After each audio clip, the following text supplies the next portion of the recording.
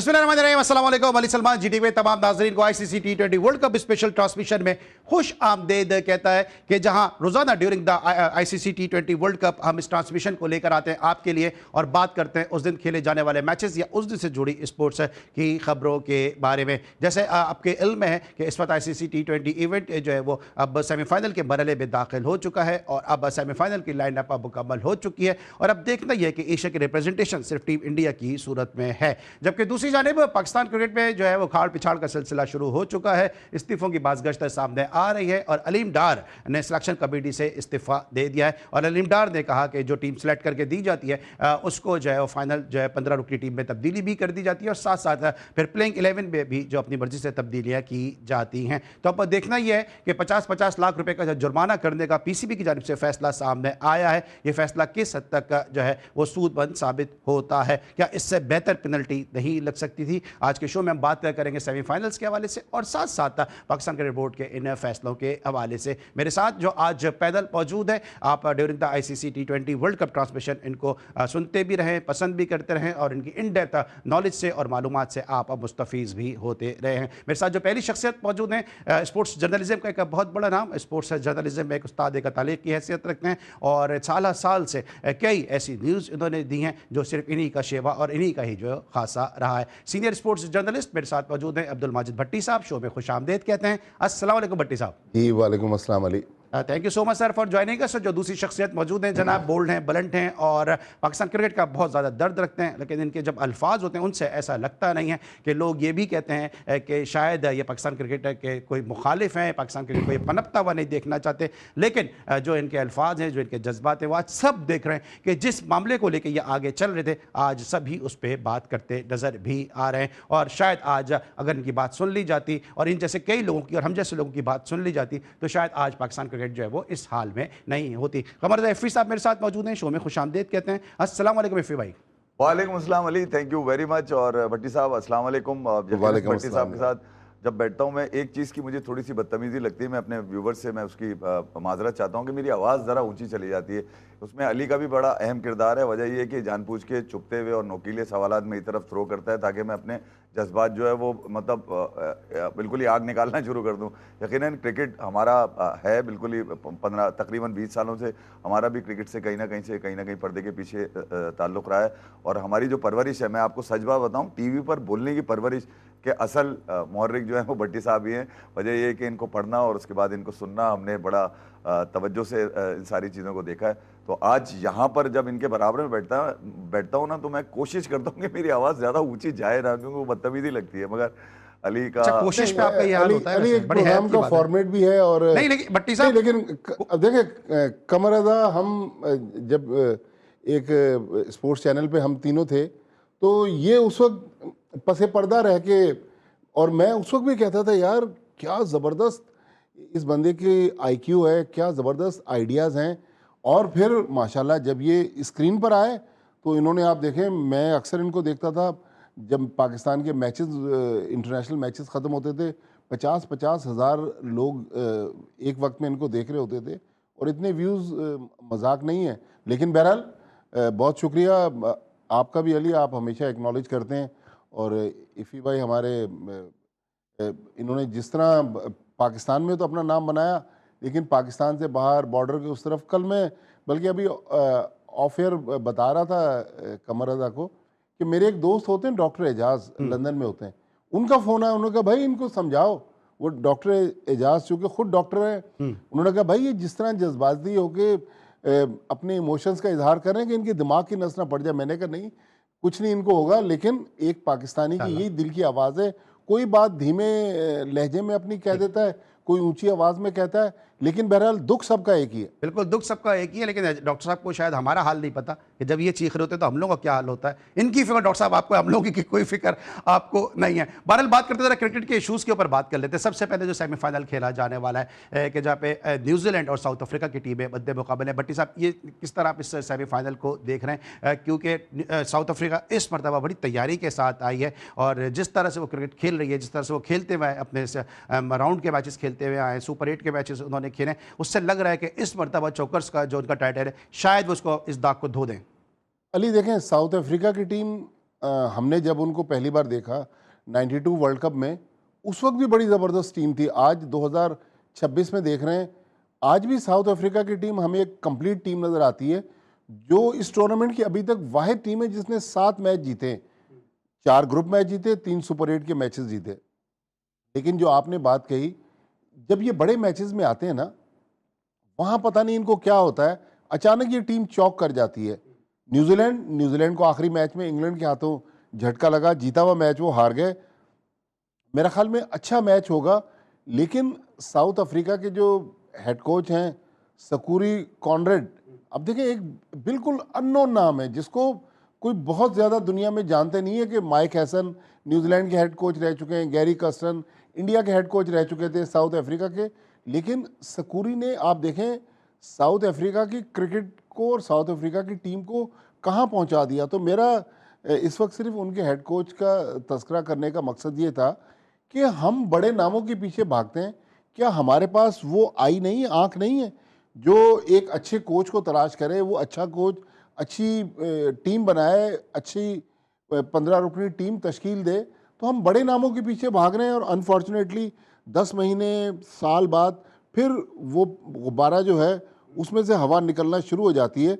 लेकिन मेरी अभी भी जो फेवरेट टीम है वो साउथ अफ्रीका है। ऑलराइट, इफ आपको क्या लगता है कल जो मैच होने वाला है, पहला सेमीफाइनल है, फिर उसके बाद इंडिया की भी टीम जो है वो जिस तरह से खेलती हुई नजर आ रही है, लगता है कि इधर डूब गई लेकिन उधर से फिर वो निकल जाती है। तो चारों टीमें जो पहुंची हैं सेमीफाइनल में, चारों टीमें डिजर्व करती थी कि सेमीफाइनल में पहुंचे, लेकिन इससे पहले New Zealand versus south Africa. Ali, मेरे ख्याल में भट्टी साहब ने बता दिया, one of the best outfit in any format. South Africa तीनों ही फॉर्मेट WTC चैंपियन है।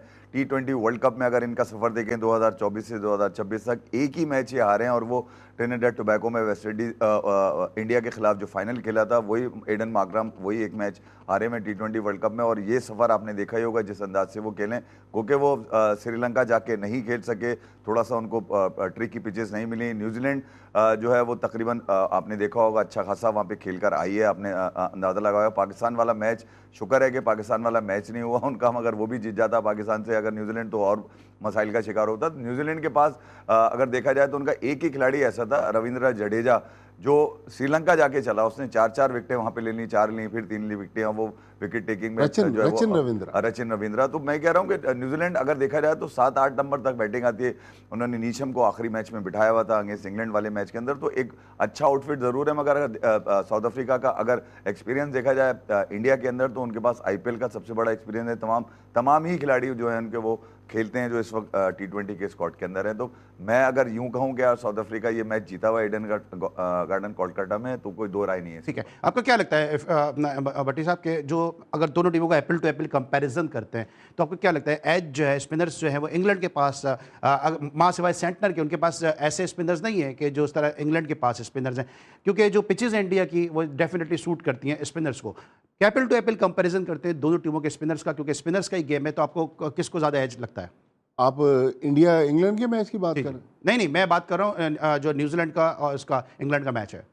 New Zealand south Africa, sorry, New Zealand south Africa match है। देखें, मेरे ख्याल में साउथ अफ्रीका की टीम, अगर आप एडम मार्करम और डिकॉक से शुरू हो जाएं, फिर उनकी नीचे जो बैटिंग आती है, दरमियान में मिलर आते हैं, ब्रेसेट क्या उनके प्लेयर है, मतलब 7वें 8वें नंबर तक। सेफर्ट की बात कर रहे हैं? नहीं, इन सेफर्ट आ जाते हैं, फिर मिचेल स्टार्क आ जाते हैं, मतलब 7वें 8वें नंबर तक जबरदस्त उनकी बैटिंग है। फिर आप उनकी बॉलिंग में आ जाएं, स्पिनर महाराज वो अपना रोल प्ले करते हैं, कभी एडम मार्करम भी बॉलिंग कर लेते हैं। फिर नगीडी जो इस वक्त उनकी तरफ से मेरे ख्याल हाईएस्ट विकेट टेकर है, 11 विकेटें उन्होंने ली हुई हैं, 9 विकेटें मार्को येंसन की हैं। तो मेरे ख्याल में साउथ अफ्रीका जो है ना, उसको स्लाइटली एज है न्यूजीलैंड के मुकाबले में। और साउथ अफ्रीका वो टीम है जिसने रिसेंटली इंडिया को इंडिया में टेस्ट सीरीज में हराया हुआ है। न्यूजीलैंड ने वाइट बॉल में उनको शिकस्त दी थी, लेकिन मेरे ख्याल में साउथ अफ्रीका मुझे थोड़ी सी बेहतर टीम नज़र आई। अगर सिचुएशन उनके काबू में रही, कल कोई बड़ा सानिया उनके साथ नहीं पेश आया, तो मुझे लग रहा है कि साउथ अफ्रीका आसानी से ये मैच निकाल देगा। आपको क्या लगता है कि क्या क्या रहेगा, क्योंकि अगर इस तरह इन्होंने भी साउथ अफ्रीका की बात की है, अगर हम बात कर लेते हैं न्यूजीलैंड की बात करते हैं, तो ऊपर से जो उनके बैट्समैन हैं वो टॉप ऑर्डर उनका बड़ा ज़बरदस्त परफॉर्म करता है, फिर उसके बाद सेंटनर नीचे आके एक बड़ी अच्छी जिम्मेदार इनिंग भी खेलते हैं और एक डिसेंट स्कोर हमने देखा सेंटनर जो है मैक्वेंची के साथ मिलकर उन्होंने सेट भी किया है। अली, अगर दोनों का मुकाबला किया जाए ना, तो स्पिन में आप देखें तो सेंटनर ही है न्यूजीलैंड के पास, अगर आप स्पिन की बात करेंगे। बाकी वहाँ से केशव महाराज हैं, आपने देखा होगा साउथ अफ्रीका के। तो ईश रूडी को मैं रेट नहीं करूंगा, ईश रूडी को बहुत मारेंगे पकड़ के साउथ अफ्रीकन। आप न्यूजीलैंड का अगर टीम सैफर्ट है, फिर एलन है, फिर रविंद्र जडेजा है उनके, फिर डेरिल मिचेल हैं, उसके बाद नीचे चैपमैन आ जाते हैं उनके, फिर जिम्मी नीशम है, सेटनर है। तो अगर देखा जाए तो न्यूजीलैंड का मुकाबला साउथ अफ्रीका से इस फॉर्मेट में बनता नहीं है। वो एक मुकम्मल आउटफिट है जिसके अंदर आपको देख लेंगे लुंगी अंगीडी, जैसा भट्टी साहब ने बताया, आइस विकेट टेकर है साउथ अफ्रीका के। कॉर्बिन बॉश है उनके पास, वो उसकी पूरी बारी नहीं आती, 8 नंबर पे आता है खेलने के लिए। उसकी जिस दिन पूरी बारी आएगी, हालांकि वो भी ओपनर है, उसको भी ओपन ही खिलाया जाता था, मगर वो अब नीचे आके खेल रहा है। फिर आप अंदाजा लगाए, रवाडा उनके जबरदस्त बॉलर हैं। तो साउथ अफ्रीका पेस के ऊपर ही जाएगा। आप अगर अंदाजा लगाएं, कोलकाता में जो आखिरी मैच खेला गया था उसके अंदर आपने देखा होगा हार्दिक पांड्या का बॉल अच्छा जाता हुआ नजर आया, बुमराह ने अच्छा बॉल किया इंडिया का जो मैच हुआ था। तो अगर वहाँ पेस को देखा जाए तो मेरे ख्याल में पेस के ऊपर ही साउथ अफ्रीका उनको निपटा देगा।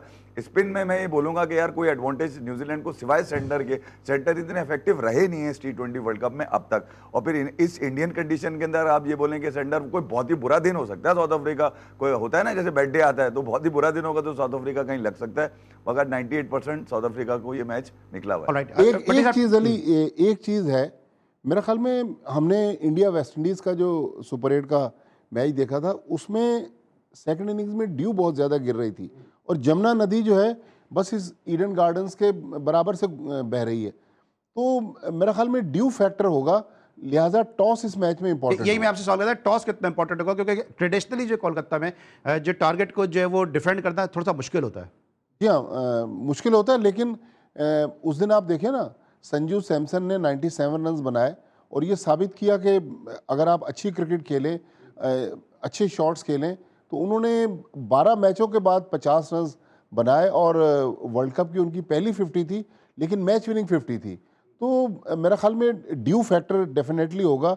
अदरवाइज टॉस बहरहाल एक मैच शुरू करने का एक बहाना है, अदरवाइज मुझे लग रहा है कि साउथ अफ्रीका जो है वो फेवरेट है। और ईडन गार्डन्स एक मतलब आइकॉनिक ग्राउंड है जिसकी एक अपनी हिस्ट्री है, लेकिन वहाँ के जो लोग हैं वो क्रिकेट से बहुत ज़्यादा मोहब्बत करते हैं।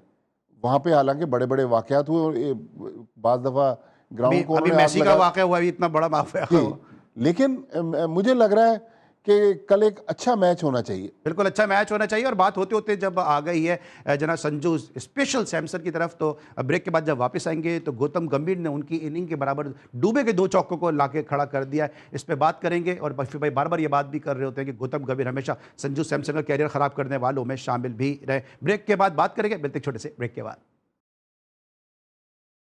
Welcome back after the break. और ब्रेक पर जाने से पहले हम बात करते हैं संजू सैमसन के हवाले से। और गौतम गंभीर ने स्टेटमेंट दिया शिवम दुबे के हवाले से कि उसके 2 चौके इक्वली गुड हैं संजू सैमसन की 97 रन के इनिंग के साथ। ये एक दफ़ा फिर इफ़ी भाई नज़र आई है, बाइसनेस नज़र आई है गौतम गंभीर की। एक दफ़ा फिर जो है वो नज़र आया कि संजू सैमसन का कैरियर ख़राब करने में गौतम गंभीर का कितना बड़ा हाथ है, और ये जो परफॉर्मेंस है उससे हजम नहीं हो रही।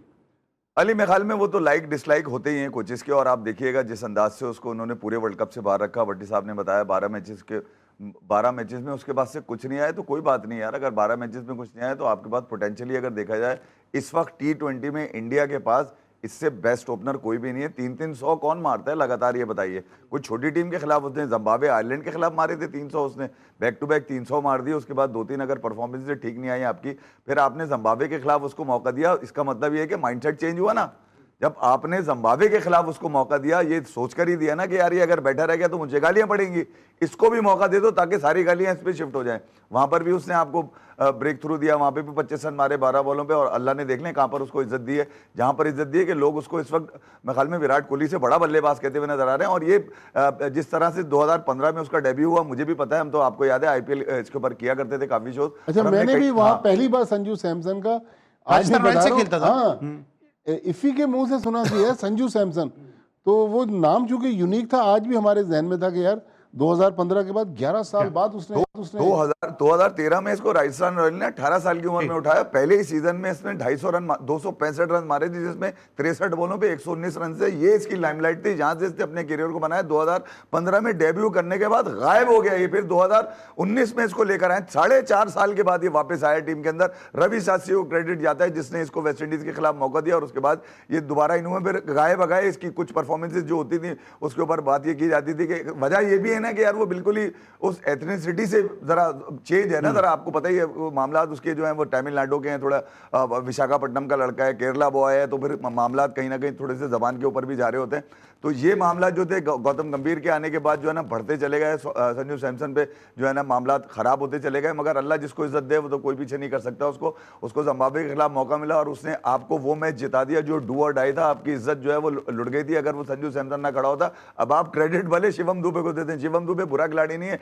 एशिया कप आप जीते पाकिस्तान से फाइनल में, संजू सैमसन तिलक वर्मा अगर ना खड़े होते तो घंटा जीत के दिखा देता कोई वहां पर उस वक्त में। तो संजू सैमसन ही था भाई, उसी के पास कैपेबिलिटी इतनी है कि उसको गेम को किस तरह चलाना है। रिस्क फ्री उसने गेम खेला है 97 पे, 3 रन शॉर्ट थे कोई बात नहीं, मगर उसने जैसे भट्टी साहब ने बताया कि T20 वर्ल्ड कप में उसने मिड इन 50 किया और उसको कन्वर्ट किया जीत के अंदर। ऐसा खिलाड़ी बहुत कम होते हैं पिछले 5-6 सालों में। अगर आप देखें कौन सा ऐसा खिलाड़ी आपको नजर आएगा जो गेम की पहली बॉल से खड़ा हुआ, और पहली बॉल से नहीं 11वां बॉल खेला है उस दिन उसने वेस्ट इंडीज के खिलाफ। पहला बॉल 11वां बॉल था जो उसने खेला, और वो उसके बाद छक्का सबसे पहला उसी ने मारा है। अकील हुसैन को लगाया इसीलिए था कि भैया इसकी विकेट लेके तो हमें, वो पांव नीचे रखता था और छक्का मार दिया करता था। इतना उसको अपने ऊपर था बड़ा मान के यार वो किसी भी तरह गेम को निकाल सकता है, और वो गेम को निकाल के चला गया। मलिया मेट कर दिया उसके खिलाफ जो कुछ एजेंडा बैठकर गौतम गंभीर और उसकी मैनेजमेंट ने चलाया था। बिल्कुल सही। अभिषेक शर्मा को क्या लग रहा है कि कुछ लग रहा है हमें कुछ ब्लू आइड बॉयज हैं, और कुछ ऐसा लगता है कि जिस तरह संजू सैमसन जैसे लोग हैं। अभी सिराज की बात करूंगा मैं एफएवाई से,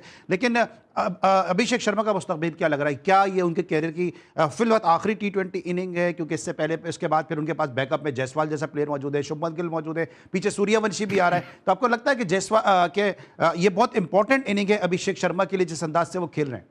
देखिए अभिषेक शर्मा का इसमें कोई शक नहीं कि एशिया कप बहुत एक्स्ट्राऑर्डिनरी गया। अच्छा, भारत का मीडिया ना बाज़ दफ़ा अपने प्लेयर्स को एकदम ऊपर पहुंचा देता है। लोग उसको कोई वीरेंद्र सहवाग से कंपेयर कर रहा है, कोई किसी बड़े बैट्समैन से, कोई क्रिस गेल कह रहा है।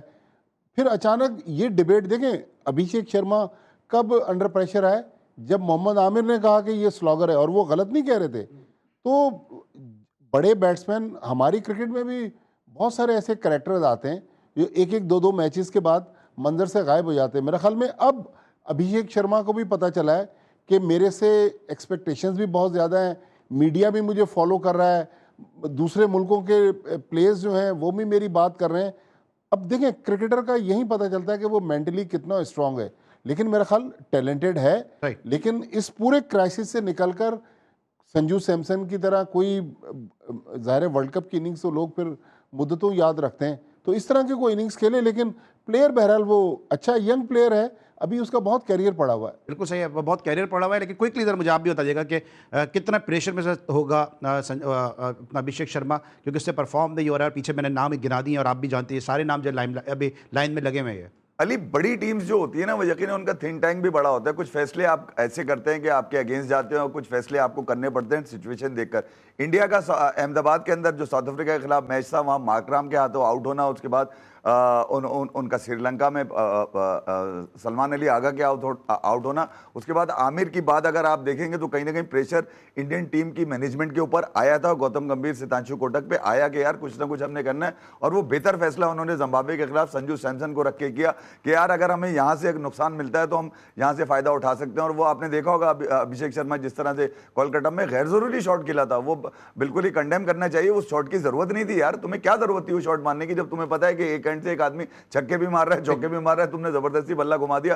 तो अभिषेक शर्मा की क्रिकेट अभी पीछे इतनी है नहीं, अगर देखा जाए ना कि उनके। क्या लग रहा है आपको जो सेमीफाइनल की इनिंग इंपॉर्टेंट होगी अभिषेक? क्विकली में बताइएगा। अली, अब नहीं किया तो फिर कब करेंगे यार? मैं ख्याल में जाता है तो ये ब्रेक पे आना है 10 सेकंड के अंदर। ये भी बता दें कि सिराज के साथ जो वही हो रहा है जो फहीम अशरफ के साथ पाकिस्तान में हो रहा था, कि उसने परफॉर्म दिया, उसके बाद उसको खिला नहीं रहे। अली, अब जगह बन नहीं रही उसकी। अगर आप देखेंगे तो Arshdeep Singh one of the best है उनका T20 में, बुमराह को वो ड्रॉप नहीं कर सकते, साथ साथ हार्दिक पांड्या को वो करवाते हुए आ रहे बॉलिंग। तो सिराज की अभी बन नहीं रही, अगर कोई इंजरी आती है तो सिराज की जगह बनेगी लाजमी। ठीक है, हमने टीम इंडिया को भी डिस्कस किया। ब्रेक लेके जब वापस आएंगे तो बात करेंगे पाकिस्तान टीम में जो सिलसिला है, पेनल्टीज का सिलसिला है, इस्तीफों का जो सिलसिला है, इससे पाकिस्तान क्रिकेट को कितना फायदा होगा, और फिर क्या टी20 के स्क्वाड को और टी20 की परफॉर्मेंस को देखते हुए क्या बांग्लादेश के खिलाफ जो है वनडे सीरीज जो खेली जाने वाली है, क्या उसमें भी तब्दीलियां होंगी, इस पर चर्चा करेंगे एक छोटे से ब्रेक के बाद।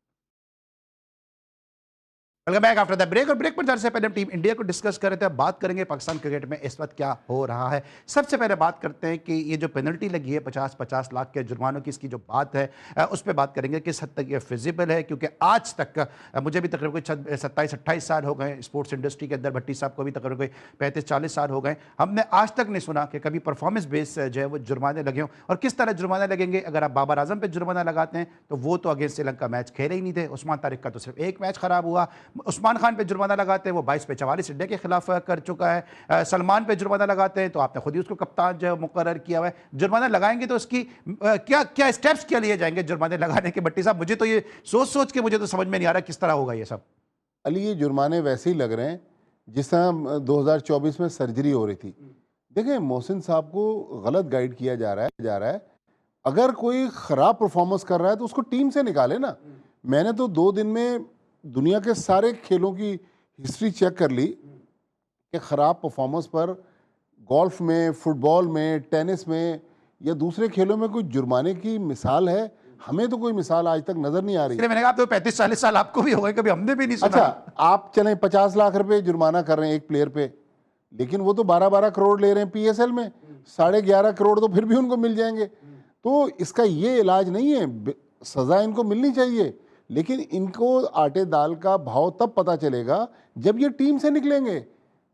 आप जुर्माने तो देखें एज पर लॉ। आपको याद होगा शोएब अख्तर का एक बड़ा फेमस वाकया हुआ था, उसके बाद डॉक्टर नसीम अशरफ ने, मुझे एग्जैक्ट अमाउंट याद नहीं, बहुत भारी उन पे जुर्माना आयद किया था। आफरीदी में भी होता अगर आपको याद। हाँ, लेकिन जब डॉक्टर नसीम अशरफ हटे वो जुर्माना वापस हो गया। तो कहने का मकसद है कि मोहसिन साहब वो काम ना करें जिसकी वजह से बाद में पाकिस्तान क्रिकेट की भी दुनिया में जग हसाई होगी ना। अगर बाबर ख़राब कर रहा है, साइम अयूब से रन नहीं हो रहे या किसी और से बॉलिंग में परफॉर्मेंस नहीं हो रही, तो भाई उनको टीम से ड्रॉप करें। ये जुर्माने लगा के, लेकिन इस पूरी कहानी में माइक हैसन पे क्या हुआ? माइक हैसन पे तो कोई जुर्माना नहीं लगा। बिल्कुल सही। फिर आपको लगता है कि जुर्माना लगाना एक सही फैसला है? क्योंकि जिस तरह भट्टी साहब करें टीम से भी ड्रॉप कर दें, बल्कि मैं से थोड़ा और आगे बढ़ता हूं कि इनके सेंट्रल कॉन्ट्रैक्ट्स में इनके जो रकम है उसको डिडक्शन उसमें लेकर आए, इनको लीग्स खेलने का NOC ना दें, इनको डोमेस्टिक में भेजें। बाबर कब से डोमेस्टिक नहीं खेला है? आपको लगता है कि जुर्माने से बेहतर ये स्टेप्स होते अगर लिए जाते? जुर्माना तो मुझे याद नहीं है। मैं एक शो मैंने किया था डॉक्टर नुमान न्यास के साथ, गोल्डन टाइम्स के नाम से, और वो क्रिकेट हिस्ट्री है पूरी। वो 1734 में जब क्रिकेट शुरू हुई, जहाँ पे पहली दफ़ा खेली गई, उसके बाद यहाँ तक पहुंची थी। तो मुझे याद नहीं है कि कोई जुर्माना हो। अभी साहबजादा फरहान ने यूं किया था एशिया कप में, उस पर जुर्माना समझ में आया। खेल पे नहीं हुआ ना, परफॉर्मेंस पे। सूर्य कुमार यादव ने कुछ किया, शाहिद ने बॉल चबाई, उस पर जुर्माना, आमिर ने फिक्सिंग करी, सलमान ने करी, आसिफ ने करी, जुर्माना समझ में आया। भैया ये जुर्माने समझ में आते हैं? ये तो अपनी नौयत का एक अजीब ही तमाशा है। ये तो फेस सेविंग ही नजर आ रही है ना, कि आप जानबूझकर कुछ खिलाड़ियों को बचाने के लिए अपने मनपसंद लोगों से खबर निकलवा दी आपने।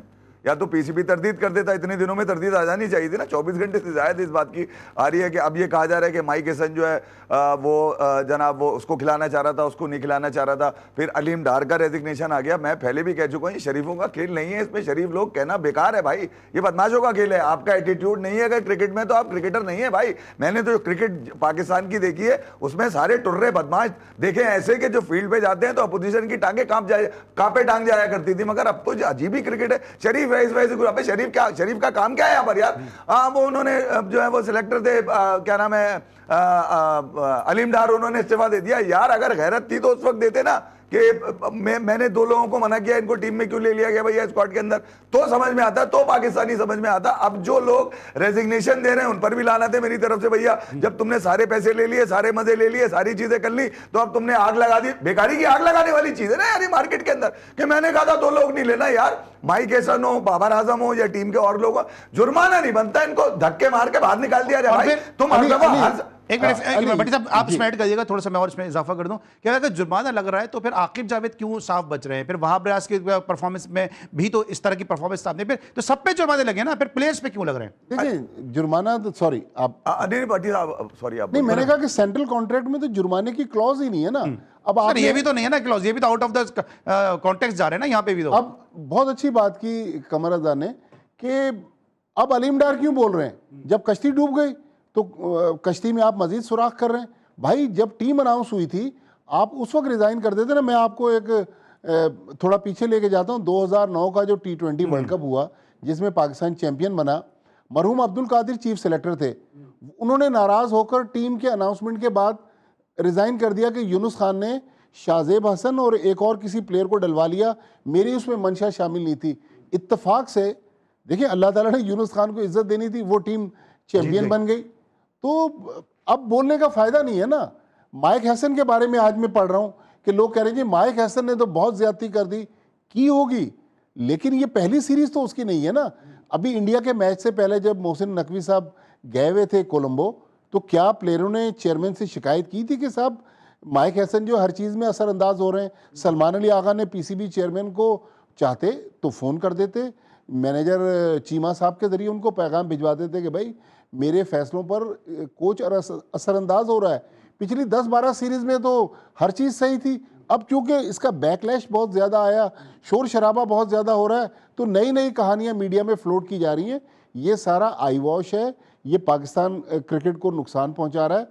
एक बिल्कुल सिंपल फार्मूला जो दुनिया भर में होता है, जो अच्छा खेला है उसको कंटिन्यू करें और जो खराब खेले उसको बस से उतार दें। अब इस बस में उन लोगों की जरूरत नहीं है, वो डिबो चुके पाकिस्तान क्रिकेट को जितना डिबोना था। भट्टी साहब ये तो आप कह रहे हैं ना कि बस में उनकी जरूरत नहीं है। अभी जो आप बात कर रहे थे उसमें सलाउद्दीन सल्लू का भी है कि जब कनाडा टूर्नामेंट खेलने जा रही थी टीम, ट्राई नेशन खेलने जा रही थी, तो उस वक्त शुएब खान कोयटा वाले को शामिल कर लिया गया और सईद अजमल को जो उसका नाम निकाल दिया गया, उस पर भी उन्होंने जो है वो रिजाइन कर दिया था। तो ऐसी मिसालें हैं कि अगर आपकी मर्जी की टीम नहीं है तो सिलेक्टर्स ने रिजाइन किए हैं। ऐसा कोई पहली मरतबा उस वक्त जब टीम अनाउंस हुई, रिजल्ट के बाद नहीं है, लेकिन अभी कह रहे हैं कि उस बस से उतार दें। अभी रमीज आजा ने फिर एक स्टेटमेंट दे दिया, उन्होंने कहा कि यार कि कप्तान बना दें इसको, और वो तनवीर भी ये बात कहते हैं कि कप्तान बना दें, वो कह रहे हैं कप्तान बना दें। फिर उन्होंने परफॉर्मेंस गिनाई है कि मैं एक ओपनिंग पेयर सेट कर दिया था मैंने रिजवान और बाबर की सूरत में, हम ये जीते, पूरी उन्होंने एक लिस्ट बताई है कि जी ये उनकी अचीवमेंट है।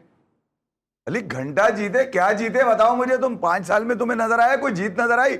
सिवाय इनके रन्स के, सिवाय इनके 50 के, सिवाय कप्ताना मेरी जाना है, रोनाल्डो मेसी दिन है रात है, कुदरत का निजाम है, इसके अलावा कुछ नजर आए? झुकते ही नजर आई ना तुम्हें, जुमले ही नजर आए, परफॉर्मेंस कहीं नजर नहीं आई, हमेशा गिरे पड़े हुए रहे। आज श्रीलंका में आपने इंडिया से फिर हार गए, इंडिया से फिर हारे, फिर आप श्रीलंका से भी जो जीते हैं वो तकरीबन हार ही जाते तो बहुत ही अच्छा होता।